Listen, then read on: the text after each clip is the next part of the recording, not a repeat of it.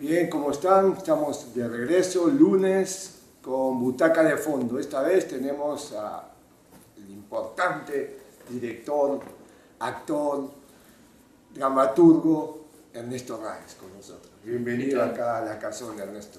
Bien, claro. Queremos conversar con él sobre la realidad actual de nuestro teatro, cómo se confronta, digamos, el teatro con esta era, digamos, mundializada del mercado y de éxitos, como tú ves esta etapa. Pero antes de eso yo quisiera felicitarte.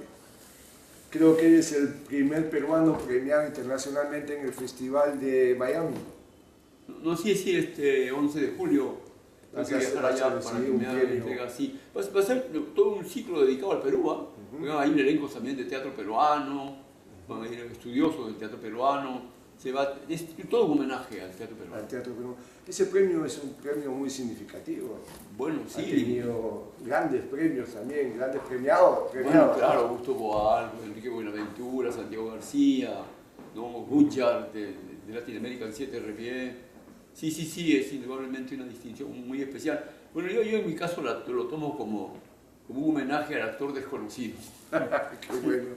Pero, Ernesto, yo creo que es un premio merecido, ¿no? Es un premio que, digamos, claro, nos enorgullece a todos nosotros y enaltece también tu labor y digamos, tu visión del teatro, ¿no? Bueno, mira, yo tengo una concepción del teatro. Para mí el teatro nunca será una persona, nunca, ¿no? El teatro es un acto colectivo, es un esfuerzo de masa, ¿no? Entonces, ¿qué pasa? Nosotros tenemos distinguidísimas personalidades de teatro peruano a las que yo admiro e inclusive permanentemente en mis investigaciones cito, ¿no? El caso de Sara Llofret, por ejemplo, que es una promotora extraordinaria del teatro en el Perú, ¿no es cierto?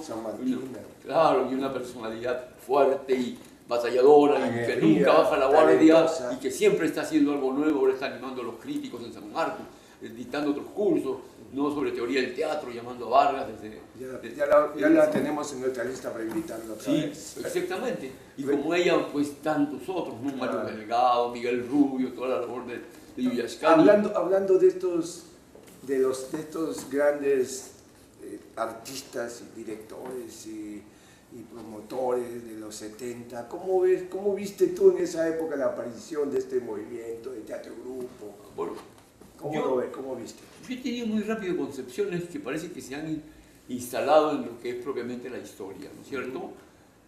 Yo no creo en la permanencia de nada, mucho menos en el arte. Todo el movimiento, toda esta formación. Claro que sí, ¿no es y es decir, no se puede concebir un arte que llegue a una forma y ya llegó a la forma final. Si en algo no hay la forma final es precisamente en el campo del arte. Claro. Entonces, el teatro en ese momento indudablemente tenía una orientación muy clara en los años que yo ingresé, que era el final de la época del teatro de los vivos en el Perú, ¿no? Como Carlos Rebolledo, qué sé yo, don Leonardo Arrieta, ¿no? Paco Andreu, etcétera, que hacían compañía ellos, ¿no? Con sus familiares inclusive. Claro, era un movimiento completo que se mantuvo hasta los años 38, que aparece una institución que está cumpliendo 75 años de labor en el Perú, que es la Asociación de Artistas Aficionados. Este año cumple 75 años de funcionamiento ininterrumpido, siempre al servicio del teatro, de la cultura. Lógico, es una labor extraordinaria. Pero además comienza un movimiento nuevo cuando yo ingreso, casi coincidente, que es el movimiento de teatro independiente. No solamente la AA, pronto se va a sumar D'Amore, que venía de Argentina, fundó el Club de Teatro de Lima. También hubo oportunidad de que en esos años, que es interesante, fíjate, los años hacia el 48 al 56, es el ochenio de Odría, ¿no es cierto? En plena dictadura. Exactamente. Había habido un auge de la Escuela Nacional de Arte Escénico con la labor del doctor Guillermo Ugarte Chamorro. Pero cuando hay cambio político, tú sabes, nadie piensa si actuó bien o mal un funcionario, solo piensa que hay que cambiar al funcionario anterior para los puestos de confianza. Entonces, ¿qué pasa? Que Ugarte salió de la Escuela Nacional de Arte Escénico y se vino acá, al Teatro Universitario de San Marcos, que también lo elevó una gran labor al Teatro Universitario de San Marcos. Y los egresados de la escuela, los mejores actores de ese tiempo, formaron Histrión teatro de arte. Yo me formé en Instituto de Teatro de Arte, completé mi formación, ¿no? Porque estaba por Morena, Los Velázquez. con muy exactamente los hermanos Velázquez. Fue un movimiento muy interesante. Entonces estaba Histrión, Club de Teatro de Lima, Asociación de Artistas Aficionados y un conjunto de grupos también independientes que se formaban. Había una promoción del teatro, en fin. Creo que fue un momento interesante.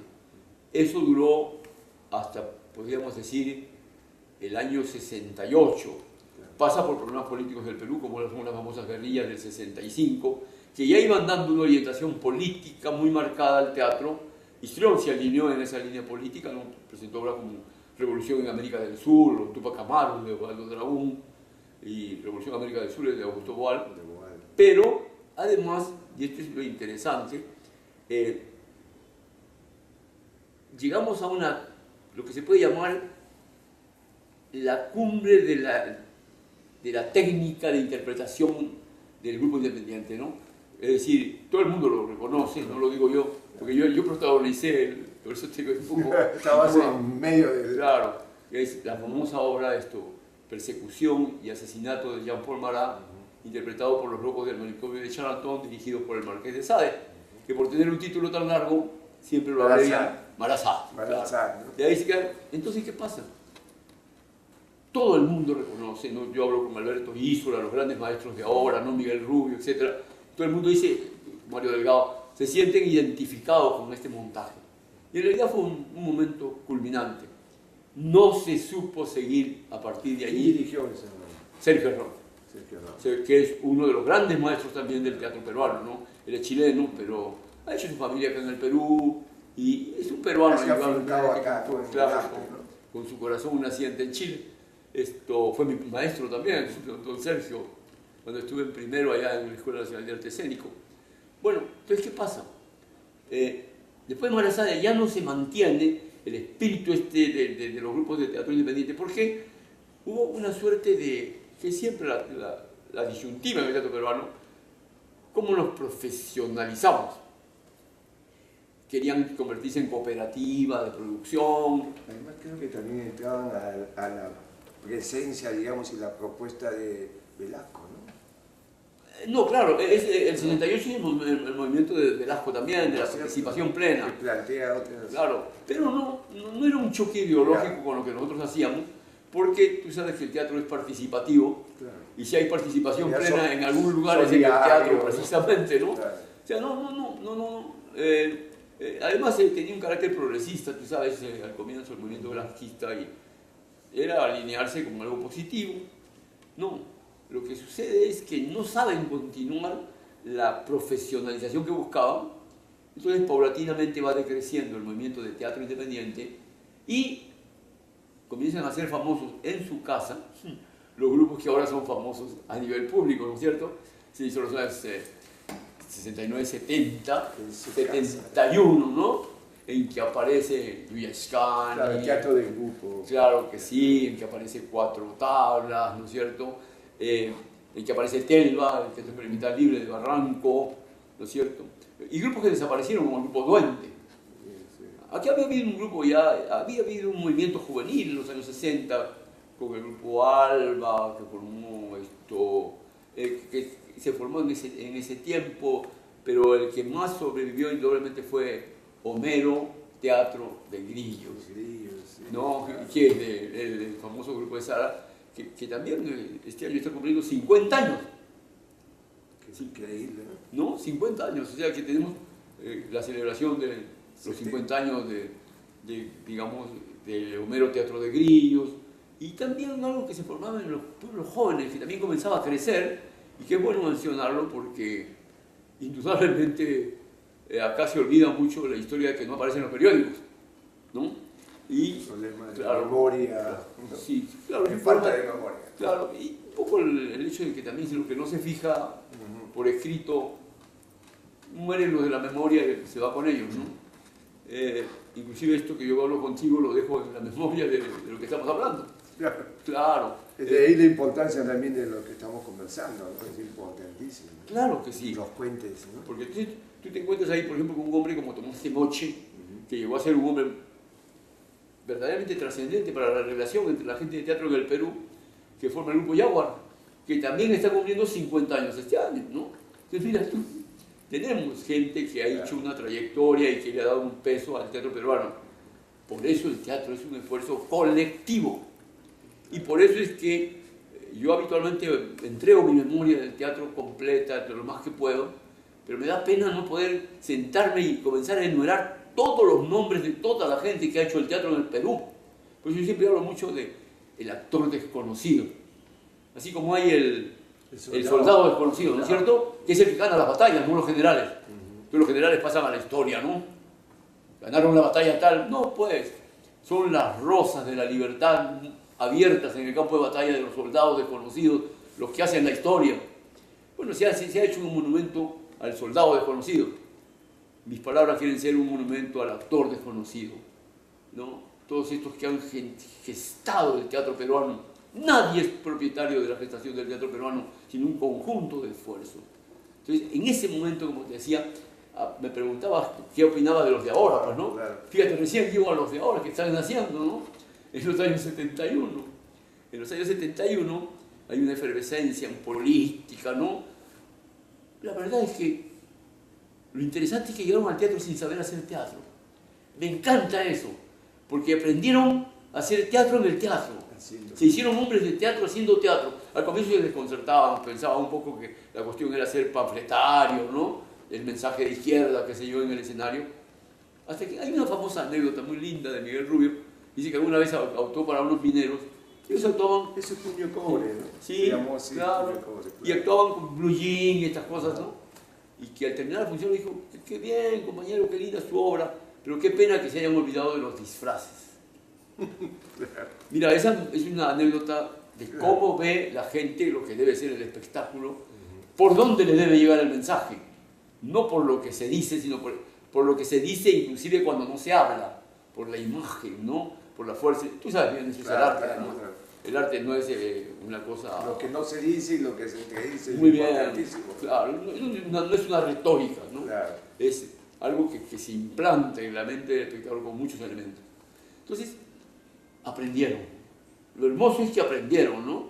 Yo los he visto nacer, y esa es una ventaja de tener como yo 77 años, y yo puedo hablar del muchachito Mario Delgado recitando ahí el monólogo de Hamlet, Ser o no ser, con diapositivas modernas, qué sé yo, o Miguel Rubio, que siempre se ríe porque yo lo recuerdo tocando una guitarra, ¿no?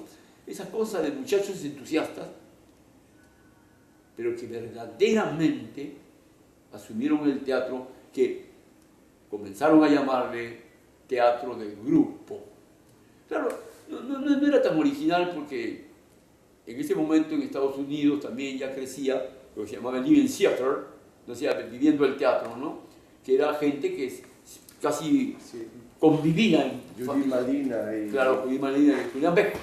Julián Beck. Claro, Julián Beck actuó muchas veces en cine, claro. Es un actor muy fuerte. Fallecieron ya los dos. Sí, ya.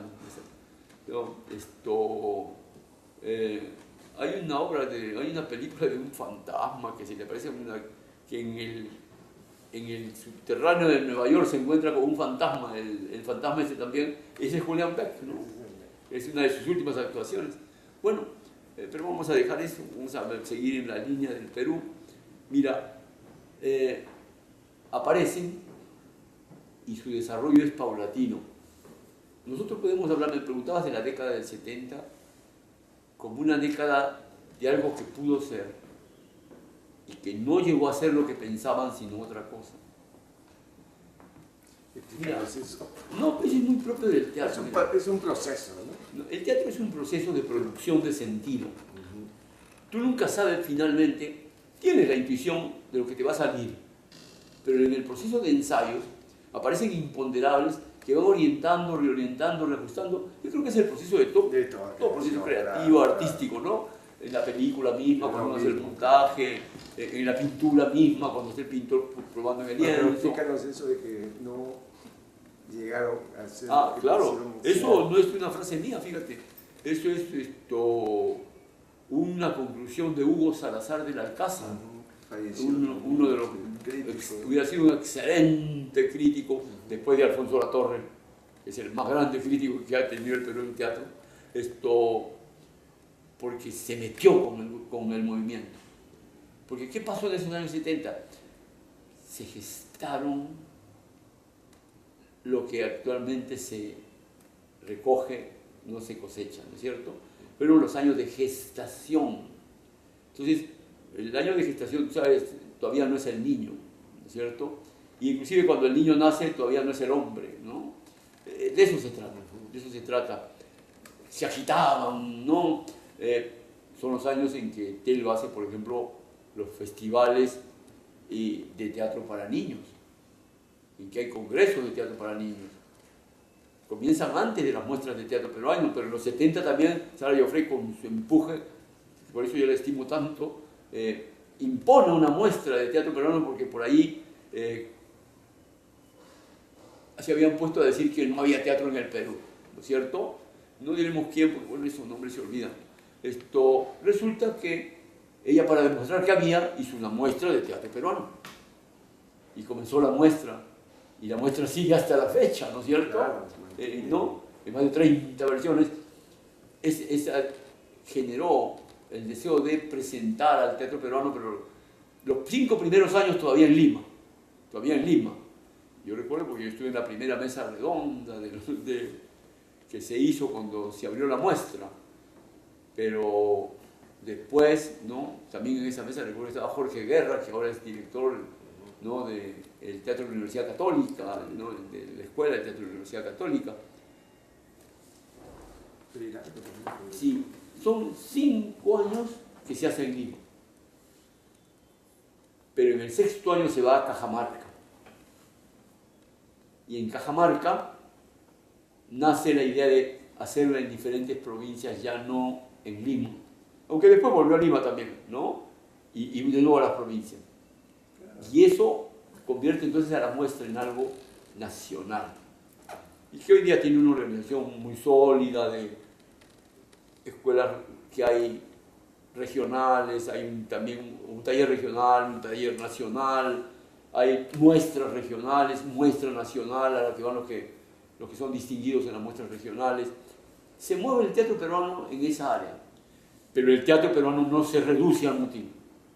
Se llama movimiento de teatro independiente, no. El teatro peruano tiene otras fuentes, tiene otros lugares donde también se desarrolla. Nosotros no podemos olvidar, por ejemplo, que hace 2 años se han cumplido 50 años del Teatro de la Universidad Católica, fundado por Ricardo Blume, que les influyó toda una mística a esta gente, ¿no? Que hasta ahora mantienen, ¿no? El actual ministro de Cultura, Luis Perano, es hijo de Ricardo Blume, ¿no? Es decir, como es Alberto Isola, como es Jorge Chiarena, que inclusive le ha hecho un homenaje a su maestro, tiene su grupo Arangua y ha abierto un local de teatro, y el local de teatro se llama Ricardo Blume, ¿no? Es decir, se van uniendo, te das cuenta, claro, es las cadenas, ¿no? Creativo, muy de producción. Lógico. Entonces, nadie puede irrogarse y decir, yo hice el teatro en el Perú. No, ya va apareciendo y va cambiando. ¿Qué le dio el teatro de grupo de nuevo al teatro peruano?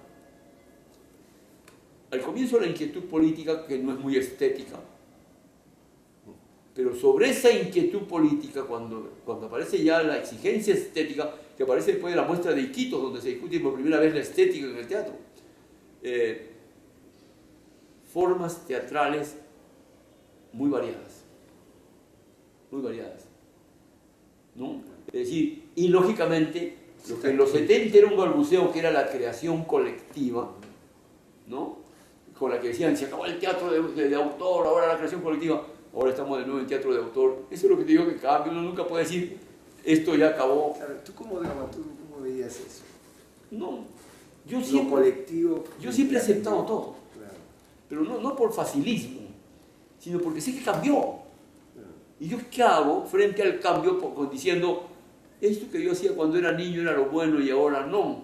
Es decir, me parece tan absurdo, tan tonto, ¿no? Es ese asimilar el cambio lo que finalmente a uno lo instala en la historia y lo instala en la vida, pues, ¿no? Claro. ¿No? Es decir, nadie puede retroceder en el tiempo, ni tampoco pensar que hay una etapa en que dice todo tiempo pasado fue mejor.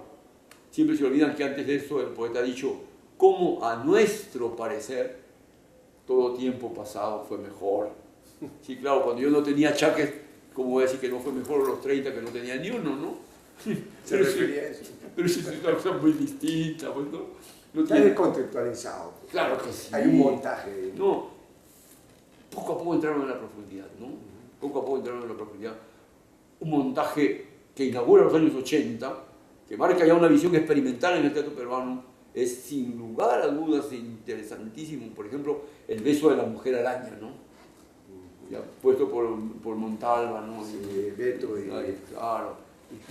Y Pipo Ormeño, claro. Sí. Entonces, Beto Montalva y Pipo Ormeño. Es un montaje que conmueve. Pero también a fines del 79 para el 80, Yascani ya no es conocido en su casa.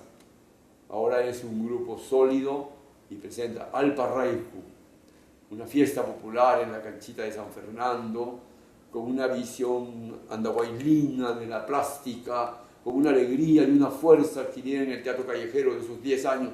Son esos 10 años de práctica que hacen a un grupo, que hacen a un artista, ¿no?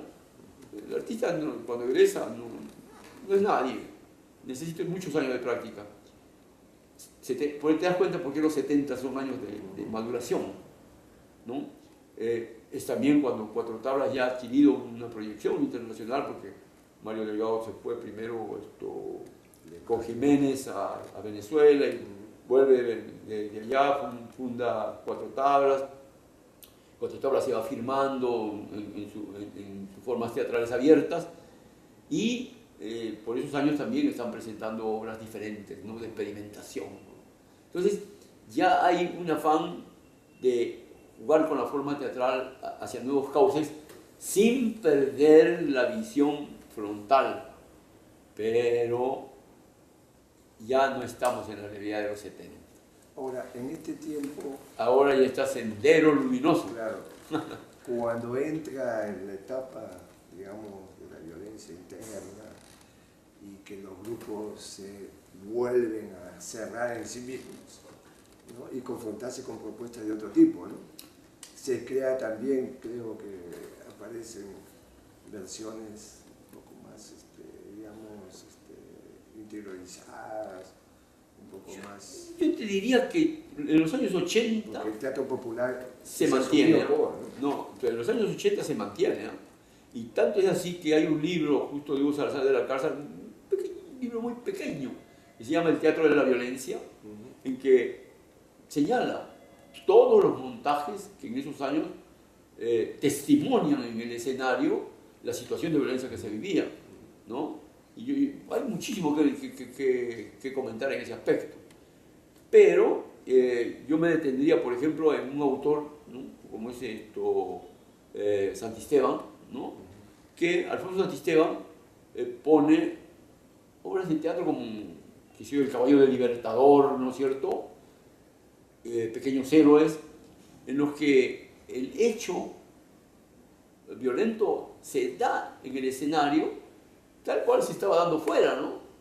Por decirte una metáfora muy interesante del caballo libertador es que un anciano y una india están viviendo juntos allí, un día se sienten ruidos afuera de explosiones, ¿no? Pero ellos viven encerrados, un día abren la puerta de su casa y les cae un cadáver. ¿Y qué era eso en esa época de nuestra vida? Sino que nos caían cadáveres en la casa todos los días, ¿no? Apagones y muertos. Bueno, y también desaparecen. Era típico en las obras de teatro que de repente en el desarrollo había un apagón, que era un poco comprometerte con la situación. El uso de la lamparita. Claro. Y en Pequeños Héroes él arriesga pues toda una visión que lógicamente por la inmediatez puede pasar de tiempo, pero en ese momento es fuerte, ¿no? Porque al cumpleaños de una nonagenaria llegan los fantasmas a saludarla, ¿no? Y el fantasma de su padre, que ha sido civilista, el fantasma del novio, que era prista, y en eso llega un alumno de ella, un muchachito, que estaba allí y comienza a alternar con los fantasmas también. Si tú no entiendes cómo, porque bueno, en la mente del personaje, la anciana pueden estar presentes, ¿no? Pero cómo este muchacho puede alternar con eso, hasta que al final te das cuenta que este joven es también uno de los que ha muerto ese día en el frontón. Entonces, es una cosa que te compromete con la historia y todo, y la historia del momento, ¿no? Que es siempre un riesgo, porque hay que tener perspectiva. Gran valentía también, ¿no? Porque en esa época hubo una represión muy fuerte. La gente de teatro nunca dejó de ser contestataria. Nunca.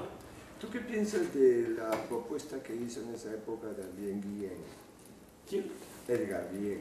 Bueno, Edgar Guillén... De cerrar, ¿no? No, pero el caso de Edgar Guillén es otra cosa. En su casa. ¿Cómo lo ves tú? Edgar Guillén es un fenómeno teatral que por ser peruano nomás no es famoso en el mundo. Edgar Guillén es un hombre poblado de personajes teatrales, todos muy intensos, muy humanos, de una gran proyección existencial, nada ajenos al contexto de violencia también en el que vivíamos, que un día decide pues, comenzar a hacer teatro en su casa. Entonces se establece un juego muy especial de intimidades superpuestas, ¿no? Es decir, el individuo solo, en su casa, te invita, y tú compartes en su casa una expresión artística y con una capacidad para él solo hacer espectáculos en los que, pues, no te olvides, ha sido capaz de hacer Fausto de Goethe, él solo. Todos eran unipersonales. Eso, no, pero unipersonal para decir, Fausto de Goethe pues tiene como 100 personajes. Que un solo actor haga el Fausto de Goethe, indudablemente una síntesis, una visión sintética de él, pero lo ha hecho, ¿no? Para mí, Guillén es un punto culminante de calidad artística, fidelidad teatral, ¿no? Profundidad. Por ejemplo, ese trabajo, Los viejos papeles que hizo con Mario Delgado, que tenía una fuerza de intimidad, de declaración, de apertura, muy fuerte, muy fuerte. Esto, muy singular. Entonces, no es un, ¿cómo podríamos decir? No es un insular, no es alguien que se aísle, porque está comprometido con el movimiento, no, y con el movimiento, ¿ah? O sea, no, te digo, el hecho de que con Mario Delgado esté, ¿no? Etcétera, tomado, claro, se establecen nexos con el desarrollo, pero él tiene su elección, su propuesta. Yo creo que en eso también hay que distinguir, fíjate, porque el teatro es muy abierto, muy complejo. Entonces, ¿qué pasa? Yo pienso, por ejemplo, en este momento en, qué sé yo, en Jorge Acuña o en Reina Callaya, que hacen teatro en la calle, ¿no? O como le dicen, teatros de la calle, ¿no? Acá en la Plaza San Martín y el claro, Parque muy bien, ¿no es cierto? Entonces, ¿qué pasa? Raida, Jorge, no están desligados del movimiento. Están haciendo tal vez lo que el famoso... originario. No, la famosa frase de Mahoma, ¿no? Y que si no viene pues la montaña, tú vas a la montaña, qué sé yo, aquello, ¿no? Pero sentaron las bases también de un regreso, digamos, al origen del teatro. Van a la montaña, van a la montaña. Pues, mira, el teatro fue trashumante toda la vida, el teatro... siempre les cuento eso a mis alumnos porque a veces no saben. Digo, la más antigua forma de cobrar que tiene el actor es la limosna. Sombrero. Pasaban el sombrero, en la Edad Media, ¿no? Cuando perseguían a los famosos bardos.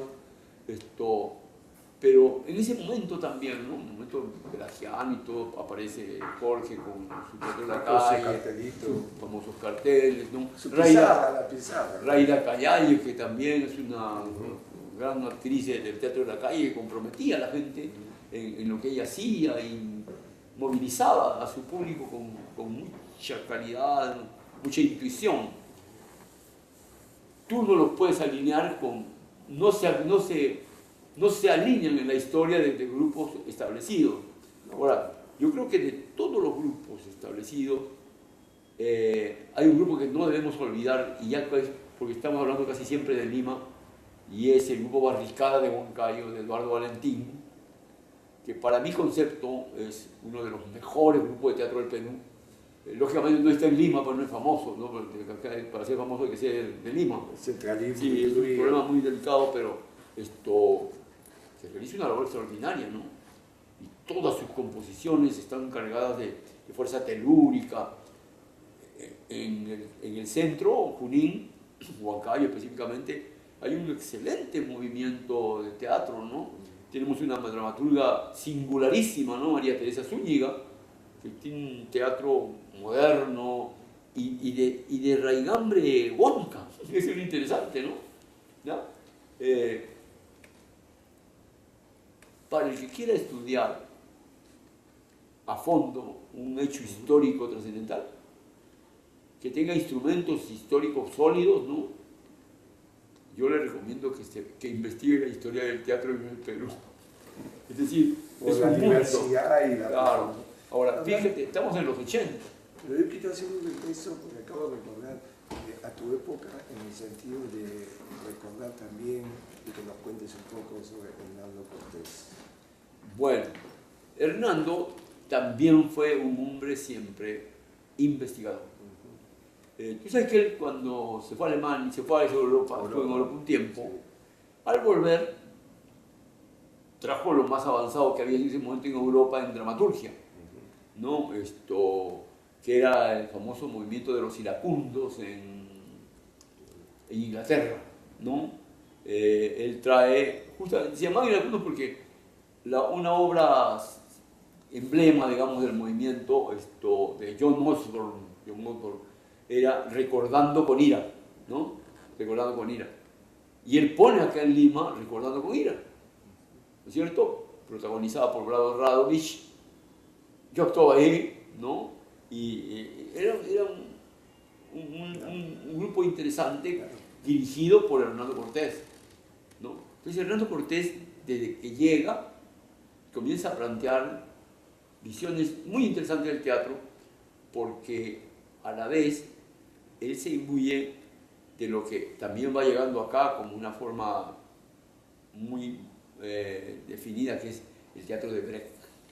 El teatro de Brecht.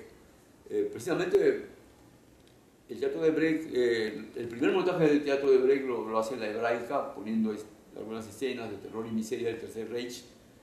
Y yo, ¿sí?, que hice Los fusiles de la Madre Carrán, con textos sobre el teatro brechtiano que me trajo Sebastián Salazar Bondi cuando se fue, algo que agitaba el mundo en ese momento latinoamericano, que era Cuba. Entonces él vuelve de Cuba, escribe un opúsculo muy pequeñito que se llama Cuba, nuestra revolución, y como era amigo mío, ¿no? Era mi maestro y a la vez muy amigo, me dio los documentos y yo con eso puse Los fusiles de la Madre Carrán de Bertolt Brecht, ¿no? Bueno, ¿y por qué? Porque Hernando Cortés también se liga a ese movimiento con mucho interés, ¿no? Fíjate, cuando aquí se pone, en los años 60, Santiago el Pajarero de Julio Ramón Ribeiro, junto con Coyacocha, dos de las mejores obras de toda la historia del teatro peruano, ¿no? El montaje que hace Hernando Cortés de Santiago el Pajarero es un montaje absolutamente brechtiano. Eso me cuentas todo esto y yo recuerdo a Lucho Álvarez. Bueno, claro. Claro, Coyacocha, claro. Coyacocha es de los años 55, 54, 56, 55, 56. Mira, Coyacocha es, en la historia del teatro peruano, la primera obra que plantea conscientemente una línea política de desarrollo del país. Puede ser equivocada, mucho cuidado, pero no puede negarse de que ahí hay un planteamiento, ¿no? Es decir, como aquello de la doctrina Monroe, de América para los americanos, un poco de cosas, el Perú para los peruanos, ¿no? Es decir, lo que los peruanos pueden hacer con su territorio y todo. Claro, la obra puede ser de cierto nivel de análisis ingenuo porque no plantea pues, el tremendo problema de la injerencia americana en la vida nacional, ¿no?, de Norteamérica. En esa época del imperialismo. Claro, el imperialismo. Pero en los esfuerzos que plantea Checopar hay toda una visión de transformación del Perú, de lucha con su propia naturaleza, etc.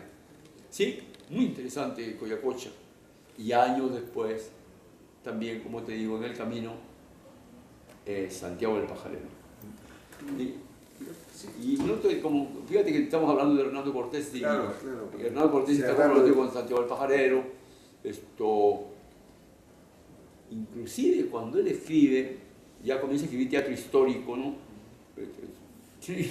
El asunto era muy gracioso, político. Siempre se reía y decía, ¿por qué todo el mundo piensa en la ciudad de los reyes? Porque él tenía su famosa obra La ciudad de los reyes, que también tiene arquitectura brechtiana, tiene una estructura brechtiana, así como Terror y Miseria del Tercer Reich, que son una serie de escenas de los diferentes, como un caleidoscopio, ¿no? O como un políptico, ¿no? De los diferentes momentos y lugares de una sociedad. Ciudad de los Reyes es también eso sobre Lima, ¿no? Decía, ¿por qué todo el mundo pone? Decía, pues, ¿qué vas a hacer? Tu mejor obra. Sí, pero yo he escrito otras obras. También, pues, pero es una obra que tiene una fuerza que hasta ahora persiste, ¿no? Pero cuando comienza a hacer teatro histórico que hacen los conquistadores, ¿no? Que al comienzo se llamaba La verdadera crónica de la conquista del Perú, él aplica, por ejemplo, recursos artodianos de Antonín Artaud. ¿Qué te quiero decir con esto? Que era una mente muy amplia. Muy constante. Muy bien. Yo lo he visto hacer teatro también simple, sobre un cuento chino, ¿no? Es decir, siempre Hernando estaba investigando, buscando, ¿no? Rastreando en la historia del teatro español, peruano, etc. Y encontrando una... Y el máster también de actuar. Bueno, como actor es otra... No, es otra. Eso te tapa, ¿no? Un actor. Y recitando. Claro. Yo supe de toda la poesía política por Hernando, que hizo en el Instituto Mariátegui, que no funciona donde ahora, ¿no? Sino en el centro de Lima, un ciclo dedicado a la poesía política, ¿no? Brecht, Nassim Hidalgo, todos los grandes de la poesía universal, citados Vallejo, indudablemente, citados por él, ¿no? Y después también hizo un espectáculo dedicado exclusivamente a la poesía de Vallejo, ¿no?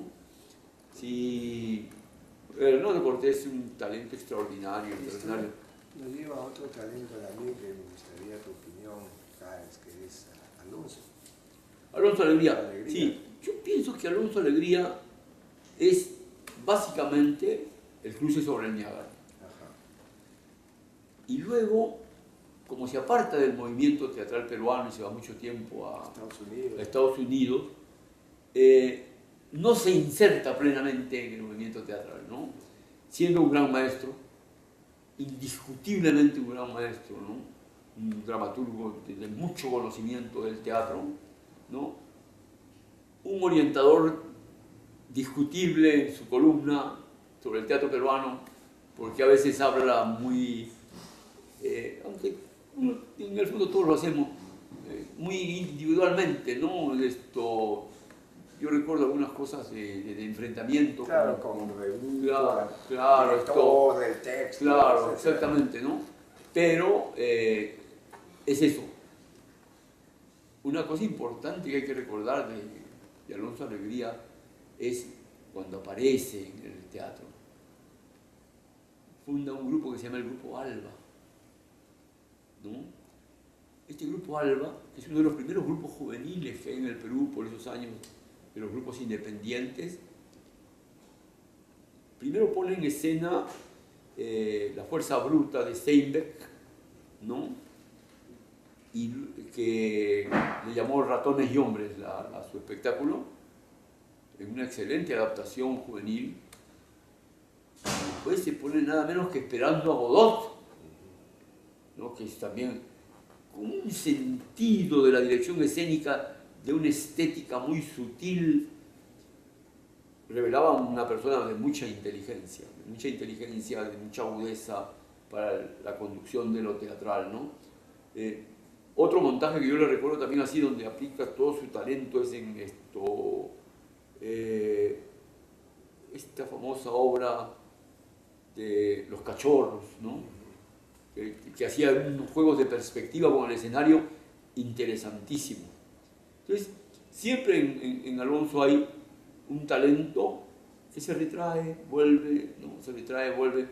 Yo estoy a la espera ahora de su última obra, no recuerdo ahora el título, pero que tiene que ver con la guerra con Chile, que debe estrenarla este año en la Alianza Francesa. Apure Leiva se llama. Sí, sí, es sobre... Estuvo también en la batalla de Arica, ¿no? Sí, la batalla de Arica y todo lo demás. Aparece, como te digo, regularmente, pero cuando aparece no te olvides que, como el Cruce sobre el Niágara, él gana por primera vez el premio Casa de las Américas, que nadie antes en el Perú había obtenido ninguna distinción ni premio, ¿no?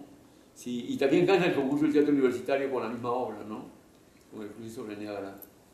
Regresando a mi pregunta inicial, ¿cómo ves tú esta etapa 2000, siglo XXI? Sobre todo esto que ha habido, ¿no es cierto? Este los 90 resultan una transición con el fin de siglo, haya paulatinamente la llegada de una visión empresarial en el teatro peruano. Pero también cambia el mercado teatral. Porque el teatro lo podemos analizar estéticamente, ideológicamente, pero nunca podemos olvidar que es un producto que va a un mercado determinado. Porque además, el teatro sin público no existe. O sea, el teatro es el arte que depende más que ningún otro del público, ni siquiera el cine, ¿ya? Porque yo puedo guardar mi película 10 años y dentro de 10 años la ven y dicen que interesante, ¿ya? Pero el montaje teatral tú no lo puedes guardar, pues. La gente tiene que estar ahí sentada mirándolo. Entonces, la dependencia del público el público es un elemento más del teatro. Entonces, la transformación del mercado teatral crea también una transformación de las formas teatrales y da una nueva orientación. En este momento, lo que se ha firmado en el Perú para todo el cambio que se realiza está centrado en el mercado teatral, ¿no? Fenómenos como por ejemplo el de la Plaza Isil, ¿no? que un banco apoya empresarialmente y que lleva público y que hace montajes dignos de obras interesantes. Todo se da porque hay una clase media que es capaz de tener poder adquisitivo para pagar 50 soles, 60 soles de entrada para ver el teatro allí. Nosotros no tendríamos esa clase, en la vida podría haber ese producto. Las leyes del mercado son inexorables, ¿no es cierto? Pero a la vez, yo puedo ir a ver teatro ahora a cualquier pueblo joven de Lima. Y hay un localcito donde hay un grupo que está haciendo teatro y que tiene público también. Es otra visión también. De su localidad. En contenidos, ¿no? Claro. Es decir, que eso es lo bueno también, ¿no? En Villa El Salvador, que bueno, ya hace 40 y tantos años, yo he visto teatro en Villa El Salvador, ¿no? Sentado en un ladrillo, en la arena, ¿no es cierto? Eso era Villa El Salvador. Claro, y yo me he sentado en el ladrillo, en la arena, a ver el teatro de Villa El Salvador. Primeras invasiones. Claro, ¿cierto? Y ahora pues, los grupos de Lima tendrían que enviarle a Bichama y Arena y Estera los locales teatrales que tienen. ¿Ya? Con auxiliares técnicos, computadoras y todo. ¿no? Es decir, y claro, Villa El Salvador tampoco ahora no es un arenal, ¿no es cierto? Ya son distritos. Es una ciudad, claro. Grandes distritos. Entonces, cambia.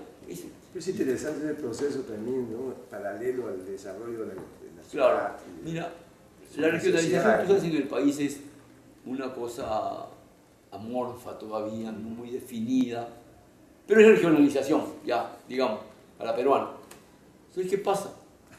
Esto también ha favorecido el desarrollo del teatro. Porque hay grupos, del cine. Mira, Grutema, el grupo Grutema ha logrado, ¿no? ¿Cómo se llama este? ahorita me voy a acordar, Mala, en camino a Cañete, pues, ¿no? Ya, sí. Que le hagan, La caleta. que le hagan un teatro, que le hagan un teatro, y todos los años recibe subvención de su municipio para hacer el teatro. Es decir, Ordinario. claro, es decir, eso puede suceder en cualquier lugar del país si los municipios aplican lo que tienen para fondos de actividades culturales en eso, ¿no? Tú sabes bien que es cierto, el alcalde que hace cultura y no hace cemento, le puede pasar lo que a la alcaldesa de Lima, ¿no? Ah, bueno, Que sí es. ha desarrollado la mejor política cultural de los últimos años en un Claro, municipio, claro. ¿no? Excelente política Como esto cultural. la hace contra Pero le faltó la otra parte, que es la que hace la publicidad. Pero hay fondos para hacerlo. Eso es lo interesante, ¿te das cuenta? Hay fondos para hacerlo y lo interesante es que muchos ya lo están haciendo en todo el Perú. En todo el Perú. Eso también es otro tipo de visión del teatro, ¿no es cierto? Ahora, indudablemente que tú tienes para elegir muchas cosas en la cartelera del teatro peruano. Eso hace que sea Realmente. una riqueza extraordinaria, ¿no? Claro. Diversidad, sobre Mira. todo, ¿no? Tenemos actualmente maestros de primerísima categoría para formar actores, ¿cierto? Cada uno en su grupo, ¿no? Gente, qué sé yo, como Roberto Ángeles y todos los que he mencionado antes, Claro. ¿no? Para no volverlos a mencionar. Bueno, verdaderos maestros, ¿no? Tenemos actores muy buenos, actores jóvenes. Todavía balbuceantes por lo que son jóvenes, pero que se nota que si siguen en el teatro van a madurar y van a llegar a ser actores de primerísimo orden. Por primera vez en toda la historia del teatro en el Perú, hay investigadores de teatro peruano, formados académicamente en universidades extranjeras, ¿no? Vargas, Percy Encinas, ¿no es cierto? Es decir, hay gente nueva que comienza a interesarse en el análisis de la realidad del teatro peruano. Ojalá que sigan lo de Hugo, ¿no?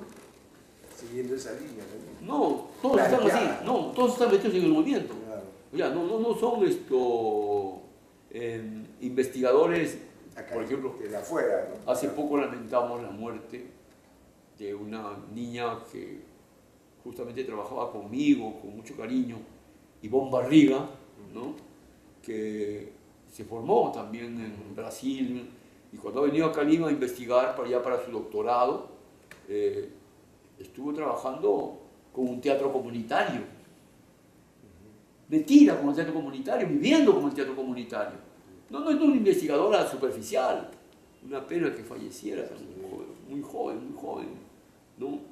Ivonne Barriga, lamenté muchísimo la muerte de Ivonne Barriga, porque era el signo de lo que es un buen investigador. Y eso es lo que yo decía, y esos son los nombres que se pierden, ¿te das cuenta? La gente que hace algo por el teatro en un momento con toda su alma y su vida, el teatro olvida.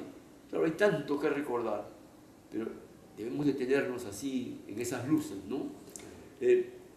Podría ser también una enumeración larguísima de investigadores, teatro peruano.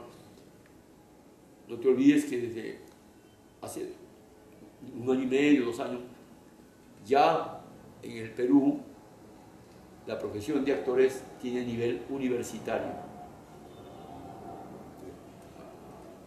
Desde este año, la Escuela de Teatro de la Universidad Católica, la Escuela de Danza y de Música se han unido como la Facultad de Artes Escénicas, que lleva un título universitario.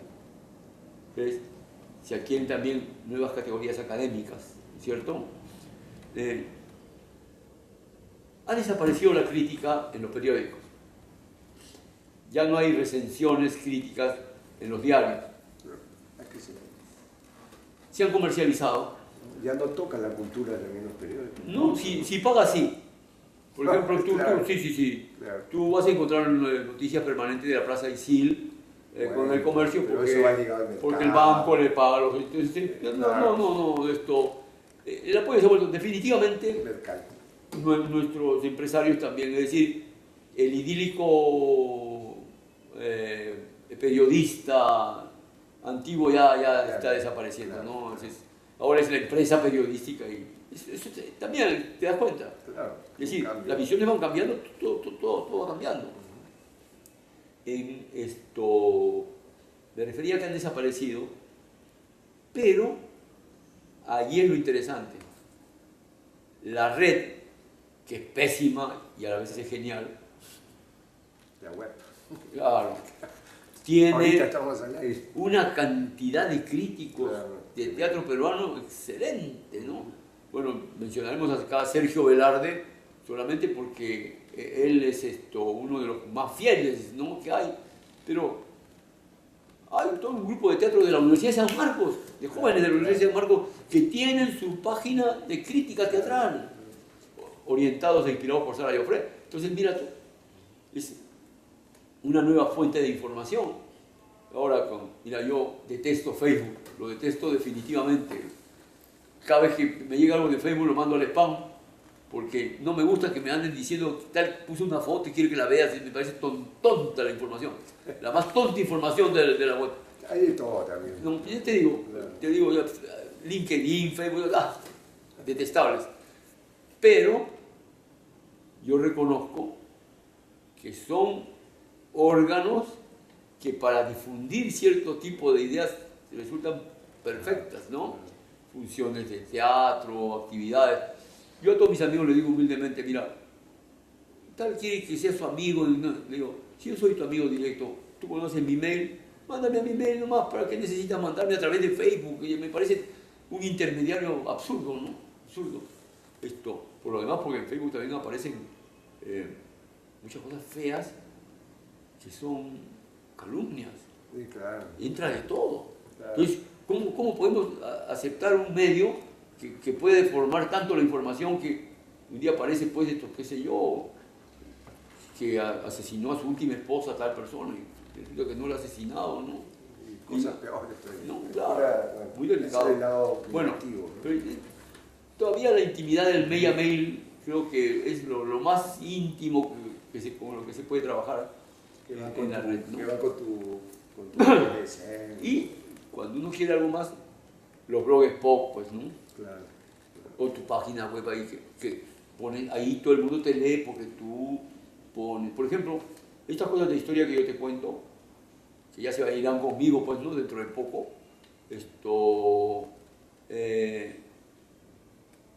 Hice un blogspot que se llama El Consueta, ¿no? Donde he puesto todas las ideas del teatro peruano que yo tengo. Y que resulta que todo el mundo se entera por eso. Claro, Está muy bien. Es una fuente de consulta Muy bien. tremenda. No he tenido oportunidad de publicar ni sacar un libro, de esas cosas, pero ahí está, pues, no, la información. Quiero retroceder un poquito un momento en el cual hace años yo te hice una entrevista, ¿recuerdas? Estabas en el INC, Claro que sí. ¿no es cierto? Y también en ese momento había un contexto especial, justamente cuando te hice la entrevista, Claro. que Bueno, había pasado. claro, ha pasado mucho tiempo. Mira, tú me entrevistaste al día siguiente del incendio del Teatro Municipal. Sí. Es decir, un momento así absolutamente histórico, Ajá. porque después mira cuántos años han pasado para que lo vuelvan a reabrir, ¿no es cierto? Más de 10 años.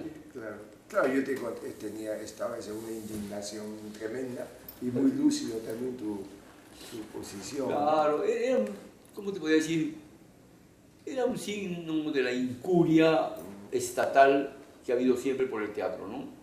Si algo se puede decir siempre de la historia del teatro peruano es que es producto del esfuerzo personal. El Estado intervino muy poco. En toda la historia del teatro peruano, que tiene 10.000 años de antigüedad, la única vez que el Estado ha intervenido con una ley de fomento al teatro precisa es en el año 1946. Justamente. En la época, muy bien, cuando pues tiene de ministro a Jorge Basadre y después va a tener a Valcárcel, Claro. personalidades, y en sus memorias Jorge Basadre dice de mi corta estada en el Ministerio de Educación, recuerdo con especial cariño la ley que gesté de fomento al teatro, por la que nacieron la Escuela Nacional de Arte Escénico, los concursos nacionales de drama y comedia, y se formó la Compañía Nacional de Comedia. La ley no la promulgó Basadre, porque renunció, la promulgó Valcárcel, pero la idea la dejó Basadre. Por más de 10 años, incluido el 80, ¿no? Del 48 para adelante, siguió habiendo Compañía Nacional de Comedia, siguió habiendo Escuela Nacional de Arte Escénico y siguió habiendo concursos nacionales de teatro y comedia, que justamente muere con la caída de Odría, ¿no?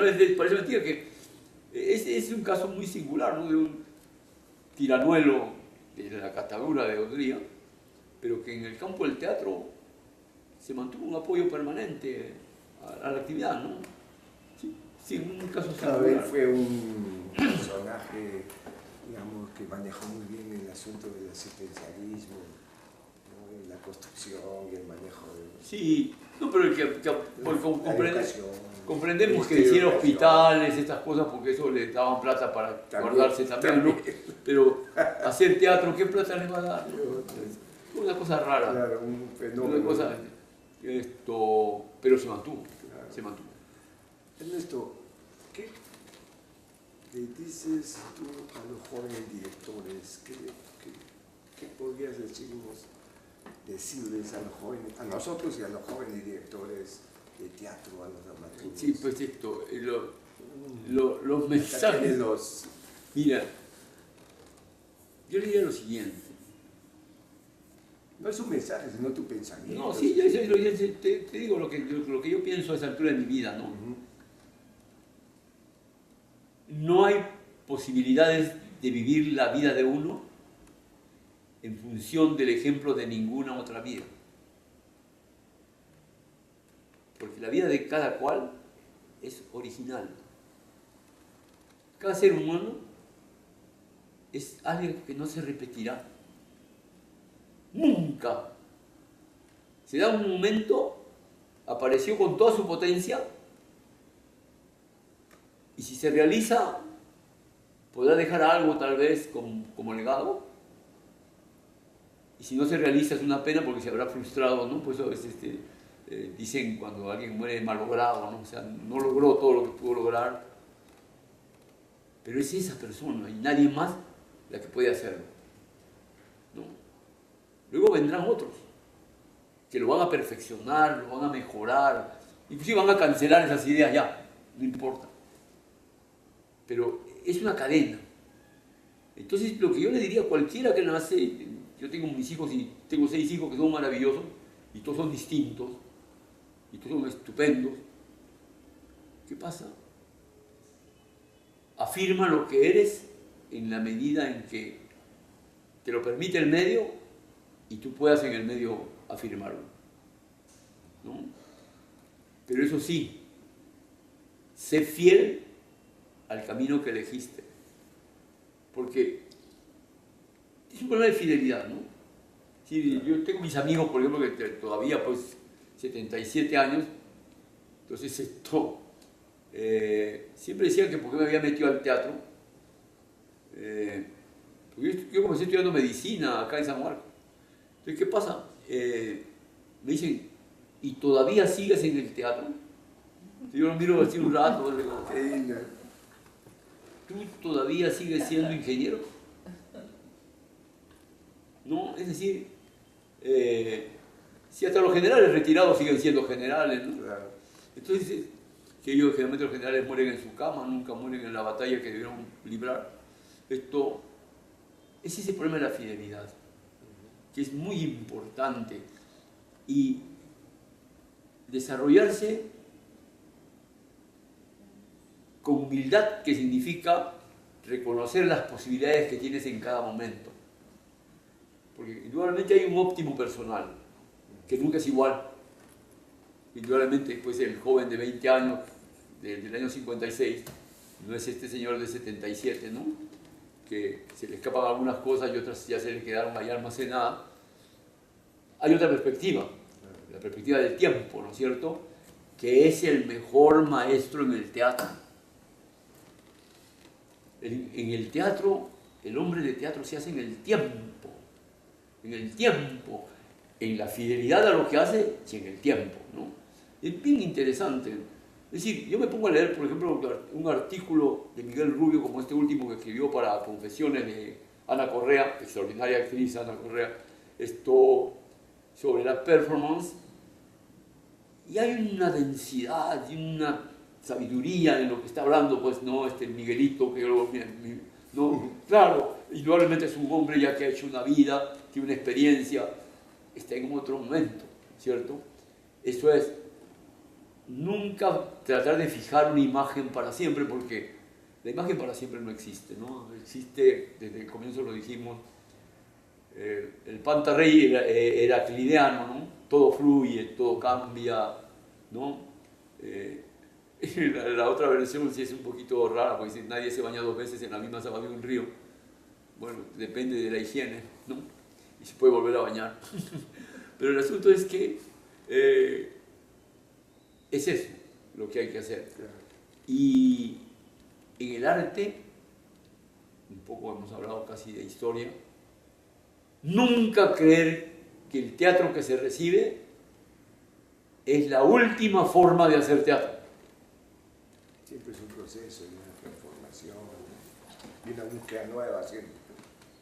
Hace 40.000 años, a algún hombre se le ocurrió, salían todos los días a cazar, dijo, me voy a poner la piel del bisonte, me voy a poner la máscara del bisonte, voy a moverme como bisonte y ustedes me mandan la lanza, cuando salgamos a cazar, vamos a cazar mejor. La idea era mágica, ¿no?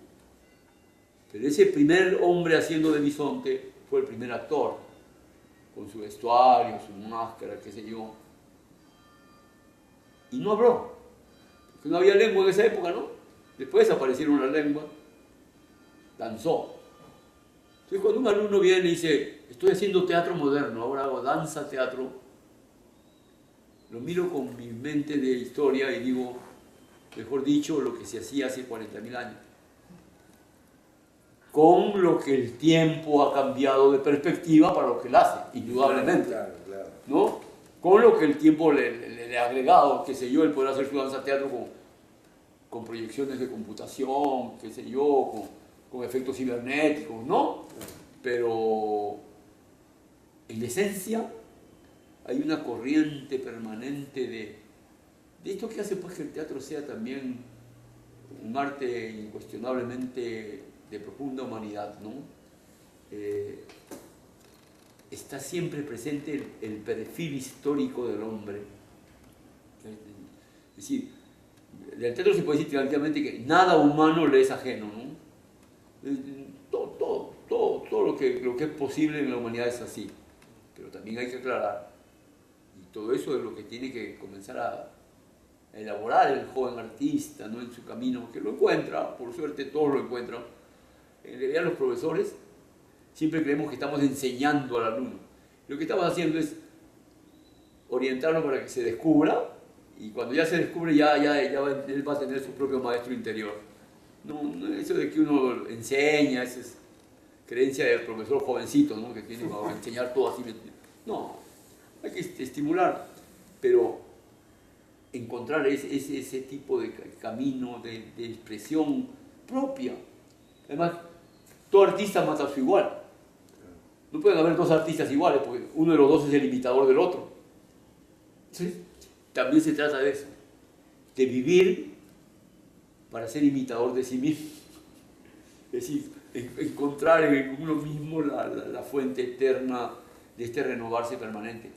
Y por eso también, y volvemos al comienzo, el diálogo como este, por ejemplo, es fecundo, ¿no? Porque tú también recuerdas, Mario, cuántas cosas, ¿no? Tú también estás inscrito en esta historia nuestra, ¿no? Desde el punto de vista del cine, pero te has estado siempre ligado al teatro. Y por eso también tenemos que decir de lo que significa el esfuerzo colectivo de hacer algo. Si quiere alguien ser hombre de teatro, no puede nunca pensar individualmente separado de los demás. En la escuela yo ahora enseño de práctica actoral, ¿no? Porque estas cosas me hacen sobrevivir a mí. Yo vivo de esto, de enseñar, me gusta. Entonces, tengo mis alumnos ahora en la Escuela de Arte Dramático, enseño práctica actoral, y lo primero que yo me preocupo es de que aprendan a ser equipo. Cuando un alumno me dice, profesor Ray, ¿qué tal ha estado? Y a mí qué me importa. Profesor, ¿qué tal ha estado mi equipo? Tú puedes ser un genio del teatro, actuar maravillosamente bien. Si todos los que actuaron contigo actuaron mal, la función fue una mala función. Claro, como el fútbol. ¿Qué hace Messi solito si no tiene a todos los que le hacen el coro de pasarle la bola y todo lo demás? ¿Solito va a ganar el partido? En el teatro gana la compañía, y si no se hunde. Y permanentemente se equivocan con eso, ¿no? Ponen a una estrella en una obra y todos los demás estrellados, entonces la cosa pues resulta impasable, ¿no? Porque el teatro es un trabajo, es un esfuerzo colectivo, un esfuerzo de equipo. Tienes que tener una capacidad de identificación con el otro, y qué sé yo, mis alumnitos vienen un día todo caído, el chico, digo, pero si ayer estaba actuando bien este chico, porque estaba mal, peleó con la enamorada, ya se acabó, ya entonces está con la sombra de la pelea, a esa edad sobre todo, ¿no? Con el tiempo uno se acostumbra a pelear con las enamoradas, pero cuando el muchacho no, entonces se decae, ¿no? Muchas gracias, Ernesto. No, sí, ha sido muy lindo, gracias a ti. Estamos acá, han escuchado a Ernesto Arraiz, el gran artista nuestro peruano de teatro, gran director, gran dramaturgo. Muchas gracias. Y gran amigo también de todos nosotros. Bueno, todos hemos aprendido. Gracias por la invitación. Gracias.